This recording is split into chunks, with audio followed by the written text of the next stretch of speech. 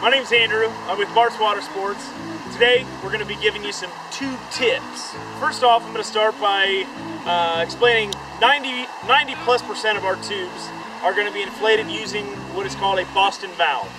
A Boston valve is a two-part one-way valve that will actually screw directly into your tube.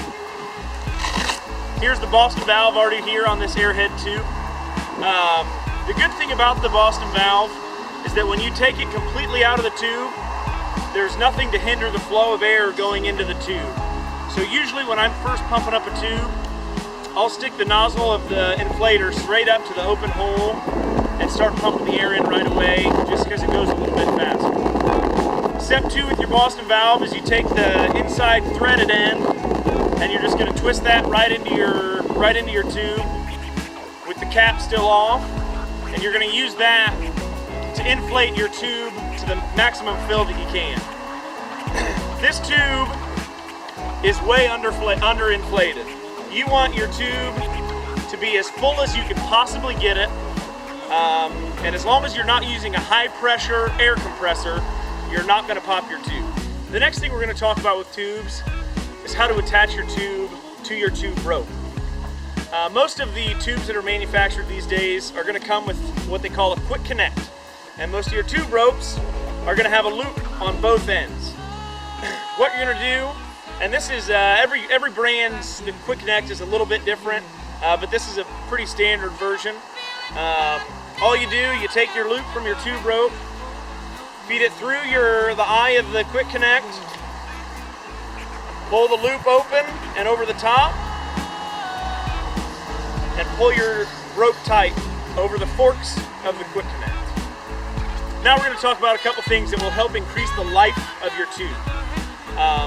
Obviously, the nature of these towables, you're going to get some wear and tear on these things because they're being dragged behind a boat. A couple things that are going to help your tube last longer. One, make sure that your tube is completely inflated. The more air that you have inside the bladder, the stronger the bladder is going to be, and also it's going to fill up the cover more, so there's less pulling on the cover as well. The second thing that's going to help you keep your tube lasting longer, keep it out of the sun as much as possible.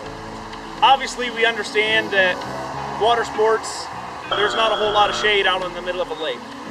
If you're not using your tube as a towable or as a raft, get it off your pier, get it off the water, pull it under a tree, put it in a shed. The UV rays will eat this canvas and your tube's not going to last as long. The third thing that you want to be sure to do is tow your tube from the correct point on your boat. Most boats are going to give you either a ski pylon or ski eyelet that'll say that it's weighted to pull a tube. We do not recommend that you pull a tube from any aftermarket pylons or towers because they are not weighted to be strong enough to pull tubers.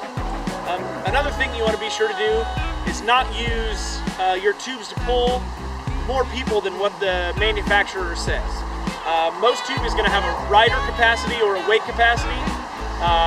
Obviously, if you have a little one-person tube, putting 3 people on that thing is going to put a lot more stress on it than what the manufacturer intended. Alright, thanks for watching today. If you follow those tips, your tube's going to last longer. You're going to have more fun out there on the water. And to see a full selection of all the tubes that we carry, visit barts.com, where we have tons and tons of inflatables.